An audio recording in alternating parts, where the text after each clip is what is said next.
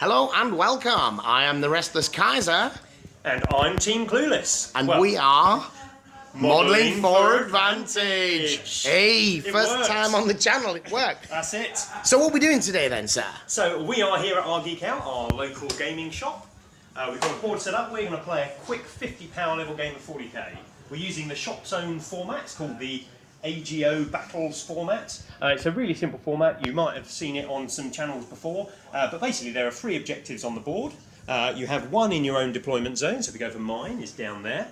You have 1 in the centre, which is importantly at the opposite side of the deployment area, and then you have 1 in the opponent's zone, again in the opposite corner. They're important that they're spaced out like that, so there's a decent distance between the objectives, so you're not always fighting over 2 at the same time. Yeah, we've played with it in the middle, haven't yeah, we? And it's just well. a blood. Yeah, when you're using a small table, it's quite important to make sure you have to spread out, as you can just end up with one big melee deciding the whole course of the battle. And then at the end of the game lasts 4 turns. At the end of the game, you score victory points. You score 1 if you control your own objective, 2 if you control the opponent's objective, 3 for the centre objective. So the centre objective is where the key of the battle is. You also get 1 for Slay the Warlord and 1 for Line Breaker. I think I've hit everything there. And it's always a 12-inch deployment zone, side to side. Yeah, we don't play First Blood because it's a free victory point for going first. Yeah, basically. And it's a real penalisation to melee armies, which are probably penalised enough. So absolutely. So today it's a battle of the melee troops, though, isn't it? It is, yeah. Well, although I'm not actually playing Blood Angel, I've got a few melee troops, but not many. They may look like Blood Angels, but what have I called them today? Oh, are you cheesing it with the new Space Marine Codex? I am the Crimson Champion. The Crimson Champions. That's what I called them. AKA Blood Angels with tactical doctrines. Yeah, well, they're Ultramarine successors today, and they have Master Artisans and Hungry for Battle as their successor chapter traits. Which you've even cheesed it to that extent. Oh, well, I decided, I've got a big Blood Angel army, but I paint every Marine unit that comes out, like, because a Blood Angel's fun to fly can, they can't take those, for instance. Yeah. I've got all the characters that have been released for Space Marines over the years, they're all painted red, just because I like red. So I use them for all types of Marines other than Space Wolves, which is handy as that's what I'm facing today. But I've chosen those 2 traits, and I don't think they're the best traits, because I got +1 charge today and I've got no close combat units, but they're the traits that I think I want to use going forwards, because I like a melee-centric army, and I'll often use my Marines as a Marine chap, so they're the ones I've kind of picked as the ones I like. What are you saying? No melee, but I see a Smash Captain I've got 1 of him. A Chaplain. Oh, my Chaplain's fire support. And Power Fists on Terminators with 3 attacks in the first round. So I'd say there's a fair chunk of There's melee. a little bit of melee in there, but not a lot. Okay, so we've got some scouts. Yeah, I've got a battalion, so I've got 1 squad of scouts with snipers, cloaks, and a missile launcher. 2 tactical squads, one's with Combi Melter and Melter and a Power Fist, and 1 with Combi Plasma, Plasma, Power Fist. I've got 2 HQs, I've got a captain, he has got a Thunderhammer, a jump pack. He's the Warlord, he has the Imperium Sword Warlord trait, and he has the Shield Eternal Relic. Then I've got a Chaplain. Now the Chaplains have changed with the new Space Marine Codex, and they've got litanies that they now take. So his litany is taken as Recitation of Focus, which he chooses a unit within 6 inches. They get +1 to their ranged attack roll. So he's actually more of a fire support helper today. Right, but he can beat people over the head. But he can beat people over the head with his Crozius if he needs to. So tell me about this rare sight back here then. The Thunderfire Cannon. Now I've quite liked them in 8th edition, mainly because they've got a special stratagem, which not so key in a battle today, but you can use it to halve the movement of your target for the turn. So you shoot your Thunderfire Cannon at them, spend a command point, that unit halves its movement and its charge distances for their next turn. So it's really useful for slowing down opposing massive melee units that might be such as a Space Wolf army. Such as a Space Wolf army would be good, but I've used it in the past versus real big Death Star units. Mainly against my mates, Bullgrims are good, and Grotesques in Dark Eldar. Right. Slowing them down can give you another 1 or 2 turns of shooting. Yes. But they've changed it with the new Space Marine Codex. They have changed it so the Thunderfire Cannon itself used to have its own stats. So it used to have a ballistic skill of 3 and a save of 3+. But they've now changed it so it uses the Tech Marines stats basically. So it's now got a ballistic skill of 2+ and a save of 2+. A 2+ shoot. Yep. 4d free shots. Oh, that's gonna smart. They've also given the Tech Marine 2 extra wounds. He used to be 2 wounds, he's now 4. So he's got a 2-up save. He's got 2 decent Thunderhammer-like attacks. He's really solid. And they've also given a stratagem 2 command points to fire it again. Nice. So you're really going to get some value out of that. I think you're going to see a lot of them. They're really strong. Indeed. You've got a rhino here. Got a rhino, 2 Stormbolters. One's a little flimsy on top, held on by blue tack for this game. And then look at this fella. The lesser spotted Vindicator hasn't come off the shelf, I think, in 5 years. It was coated in dust. I mean, you can still see a little bit of some of it on crevices, there. But it was coated this morning. So what did the new codex bring this Vindicator? It basically doubled its shots. The big gun on the front is strength 10, it's AP -3, and it does D6 damage. So really strong gun, but it only had D3 shots. Right. They doubled that. It's now D6 shots. I think that's Sweet. no more points. It's actually come down in power level. Really strong. And lastly, I think Terminators. Who knows if they're going to be good, kind of like tournament-wise or whatever. But I think they're certainly viable now. Certainly for friendly games. at 9 power level. Yeah, 9 power level. I think they're well worth double a tactical squad. Absolutely. Yeah, I think they're really well worth that. So I've got those. I've always liked fielding them. And wounding is the difficult part because they've got great AP, good damage, but they've got a poor strength for a heavy weapon. Yeah. So giving reroll wounds is a great upgrade to them. It's a big deal. Okay. So the Space Wolves then. This is my army. Today we're going to bring out a pair of Redemptor Dreadnoughts. Oh, they scare me. Well, they get a big power level drop. I tried to use them before. I still fear that when they blow up, they kill a lot of my own guys. Yeah, you want to be saving that command point for re-rolling that. Absolutely. But I think those Icarus pods got a bit of a buff as well. Yeah, they went up a damage.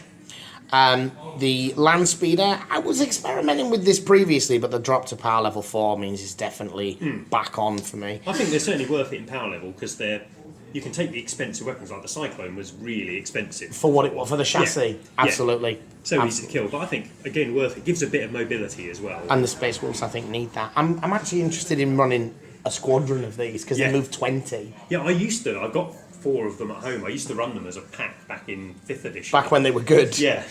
Okay, we got 2 squads, Intercessors. You can tell that I've not quite adjusted to the new edition yet because they don't have Thunder Hammers. They do, however, have Power Fists. I'm halfway towards. Yes. We have got some Infiltrators and some Reavers over here. Oh, Infiltrators are going to be interesting. So the Infiltrators now, the wording in the Codex is a bit funny about whether you can or can't take the Helix. I read it as you can in a 5-man squad. I think you can in a 5-man squad, whereas you couldn't in couldn't the previous previously. thing. It had to be your 10th member, didn't it? But that may be a failed wording. No, I think that's how they intend it. I'm bringing the Suppressors, which got a 1 power level drop in this. I didn't bring the Eliminators. They got a 1 power level increase. Yeah, they did, but they did get more strength on the guns, and they can now take mini las cannons. So. They can, and I'm very tempted. And then we have got a Captain in Phobos armor, and we have a Primaris Lieutenant, or a Wolf Lord in Phobos armor, and a Battle Leader with Power Axe and Carbine. So that's the Space Wolves. I'm a bit concerned about how well equipped he is to deal with me in this battle. Let's see the Redemptors. One thing to quickly point out for the viewers is you'll notice we're talking about power level with the Space Wolves. Technically, they shouldn't be using the new Space Marine Codex power levels, but let's be sensible here. They're going to be that power level very shortly, so why wouldn't you use it? And I've specifically selected units which are in no way unique within the Space Wolves. You haven't reduced the power level of a Grey Hunter or something like that. These are the exact same units as the Space Marine Codex. Exactly. So These why are wouldn't you duplicates. use those rules? Yeah, there's nothing about these that have got any Space Wolf special rules. I will be using the Space Wolf chapter tactics, however, today. I suspect I could have created something similar with the unique chapters in the back. You couldn't get the +1 to hit. I mean, the thing is with the Space Wolves, the Dark Angels, and the Blood Angels, their chapter tactics are all better than the old Space Marine ones anyway. Right. But the Space Wolves have got the Consolidate 6 inches. That's 1/2 of the ones you can buy with a successor chapter. Right. That's one of the options. But the +1 to hit in the first round of combat, I'd say, is probably better than most of the other successor chapter ones. Especially if you can use heavy weapons. Yeah, exactly. So the have Space a hit Wolves, I think, have penalty. already got a perfectly good chapter tactic, and the Blood Angel one, the +1 to wound, is very strong. Yes, And especially in the Angels increased get attacks. Reroll ones to hit, that's really good, and they reduce their morale losses. So Yeah. all of those armies have already got really strong chapter tactics, so they may not even change when they get updated. All right, let's get these armies set up then. Yeah. Space Wolves are deploying first, but they're expecting to go first. So we have an intercessor squad over here with assault bolters. Nice. A suppressor squad next along. A Redemptor Dreadnought with the underslung Daka gun and the big plasma cannon. An Icarus pod on top. Then the Typhoon land speeder. Captain and battle leader, or Wolf Lord and battle leader, hiding underneath there. Redemptor Dreadnought over here, same build. Intercessors here, they have the standard bolt rifles. And the Infiltrators slightly forward deployed. Off the table are the Reavers. As I said, I've set these up expecting to go first. Let's have a look at Michael's deployment. Okay, so over in this corner near the objective, I have my Vindicator. I've got my Terminators there, backed up by the Chaplain. I thought about deep striking the Terminators, but we've got Michael's, what are they called? The ones beginning with I. Infiltrators. The ones that stop me deep striking. They put out quite a big bubble on that area of the board, so it cuts down my options quite a lot to start with. And then, because Michael's going first, he could position anywhere on the board, and that could really narrow down where they can go. So I might as well get the first turn firepower out of them down here. Down here, I have my Thunderfire Cannon. He's behind a nice bit of Loz blocking terrain. We've got a tactical squad there. They're the ones with the plasma guns. They're a bit in the open. They might get killed. Oh, up here. I've painted the camo cloaks so well that they were blending in quite nicely. I've got my scouts up there with their snipers. Over here we've got our Rhino. Inside that we have the tactical squad with double melter, and we have the Grav Cannon Devastator squad. The Devastators have a little cherub with them, and in the previous codex, cherubs used to take up a space in transport, so it's really restricted how you could use the Devastator squads. But luckily in the new codex, that little cherub model is there as a marker only and has no actual in-game effects other than showing that you've used it. And hunkering down at the side, just behind the front of the Rhino, so he's not the closest model, we have my Captain and Warlord there is Thunderhammer, ready to leap forward and smash the enemy. Big roll here. Michael is going to try and seize the initiative, and on the 6, I think he's going to win the game. Let's roll it in front of the Vindicator. Oh, so close! But alas, so far. After you. Well, at the end of turn 1, it's looking pretty grim for the Space Wolves, I can tell you. The shooting phase, we did a little bit of damage to the Vindicator. That toughness 8 was really telling. Really helped versus the assault bolters and stuff, didn't it? Yeah, absolutely. Really paid off. Whereas, and we did a little bit of damage. You killed a scout. We killed a scout. Killed 3 tactical marines, and you took 5 wounds off the Rhino. Right. Which for a Space Wolf shooting phase isn't terrible, yeah, but that's not bad. The Redemptors just didn't really cut the mustard with the firepower despite the number of shots. No, the toughness 8 again proved key versus their cannons, didn't it? Absolutely. Because they'd moved, they didn't really want to overcharge, no. So just wasn't, the numbers weren't in their favour. But then you had a go. Then my shooting phase was pretty spectacular. The Vindicator, the most important role I think of my turn was number of shots with the Vindicator, and I got 5 shots. And I remembered I have the Master Artisans, which is half of the Salamander's chapter tactic, which is the reroll 1 hit and reroll 1 wound per turn. And that is definitely the best tactic in the game. On things like a Vindicator, that's just brilliant. So I managed to get 3 wounds through because it's the first turn with the new doctrines. It's a heavy weapon, so it's got an extra -1 AP, so I was -4 AP. No saves for me. No saves for me. I did you 12 damage, and you dealt yourself 1 overcharging your plasma cannon. Yeah. Redemptor off the table. Didn't blow up, fortunately. Didn't blow up. My missile launcher down here, the bolters did nothing to your Primaris because they're in cover, they're really hard to kill. But my Cyclone on my Terminators fired up, 1 shot, got through. Again, it's got an extra -1 AP, so it beat the armour of the Land Speeder, rolled 6 on the damage, bang goes the Land Speeder. So out of 4d6 damage, he did 3 19 to those 2 vehicles, but it didn't end there. It didn't. Well, we came over here, and then there was the only bad spot of my turn was myself firing my plasma guns down here. I had 2 plasma guns. I overcharged because I'm near my Captain for the reroll 1s. I have my Salamanders reroll as well. I still killed my own Sergeant with Power Fist and Combi Plasma. But then I fired my Grav squad, which had got out of their Rhino. They're in a bit of cover because they're in the building. They fired over at the other Redemptor, activated the new Gravitic modulation or amplification stratagem, which for 1 command point lets me reroll all wound rolls with Grav and lets me reroll all damage with Grav. And I managed to knock 12 wounds off that Redemptor, and that was rolling badly, I felt. So I had an amazing shooting turn. I really muted certainly the heavy firepower from your army. Absolutely. So let's have a look at turn. Well, okay, well, game is over, I'm afraid. With the end of my turn. Yeah, end of your turn too. So I had one turn. You had one turn, which was brutal. Did a little bit of shooting that made almost no effect. Yep. We chipped a wound off over there. Yep. All your shooting killed a devastated sergeant, a devastator, and wounded a terminator. And we put 2 wounds on a vindicator. And for 2 wounds on a vindicator, then you charged in and you did no more wounds, and I killed half the squad. So these guys failed a 7-inch charge with a reroll, Which was down here. which was completely pivotal because they had the power fists, which could actually kill things. The Reavers had come on behind, so he was intending a double assault in there, remove the Overwatch with the suppressors, who are pretty good at killing Terminators, but didn't do diddly, did you? Didn't turn out, and then the hope was to consolidate into the vindicator. Yeah, lock it up without So any that Overwatch couldn't- coming from it. Yeah, that was But the plan. none of that worked, and I'm pretty much unscathed. I've got to kill your Reavers.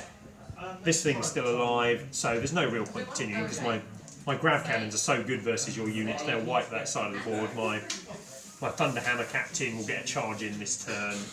And over here, the Terminators are quite happy to kill both of those units, and the Thunderfire can then start picking off anything else it likes. It's So, been absolutely pointless brilliant. playing on, really. So, the big difference was you were playing with the new Space Marine Codex army. Yeah, I was taking full advantage. So, in the new Space Marine Codex army, you can follow one of the Codex chapters and have their chapter tactics if you like. You could be a successor chapter and still have their chapter tactics, or you can be a successor chapter and choose 2 of the choose your own chapter tactics, which is what I've done. I've chosen ones which are certainly good. I've got the half a salamander one, which is the reroll to hit and wound once per unit, and I've got +1 charge, which was irrelevant in this game at this point. So they're pretty good, but I didn't actually use any, but I still have access to all of the Ultramarine stuff because I'm an Ultramarine successor. And the reason I'm an Ultramarine successor is because I say I am. And that's all you need to do. There's no Literally that. There's no cost or anything like that. There's no you have to take this. You just say which chapter you follow. And at the minute, because there's only a supplement out for Ultramarines and White Scars, you're going to choose one of those. Best will in the world, there's no Because reason you get not access to. to all those strategies. Yeah, you get access to all their stratagems.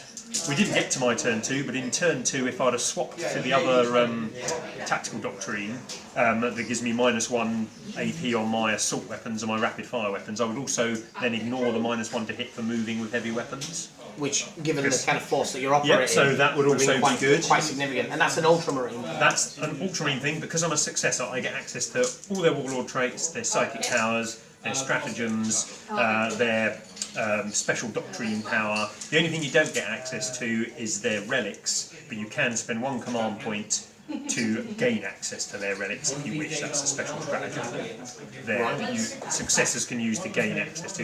You don't get access to any of their special characters because you're not keyword Ultramarine. Yep. So I can't take Rabuta Gulliman, you can't take Tigerius, who's really good, and you can't take Marlies Calgar. Actually, Chaplain Cassius is maybe their best character now. He's amazing. Because Chaplain's... But you don't get access to any of those because I'm not actually Ultramarines, but I've chosen to be a successor, so I get access to all of their special gubbins.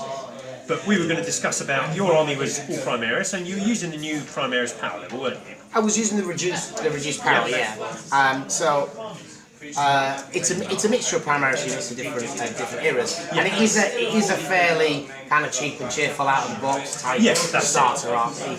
I think though what we've seen is that things like Redemptor Dreadnoughts are still not necessarily good enough. In combat they may be amazing, but with an 8-inch move and a vehicle save and a toughness of 7. And the fact they're worse at shooting while they try and get to combat. Yeah, they're just not cutting. Against an army that wasn't very competitive, I'm sure they do very well. Yeah. But you had a pretty, although it's solid, although it's power level, it was a very competitive. So mine's a solid mini-marine army. I've been playing 40k for 20 years now, and I have every option in the Space Marine Codex that isn't Primaris. There's no units I don't have. Yeah.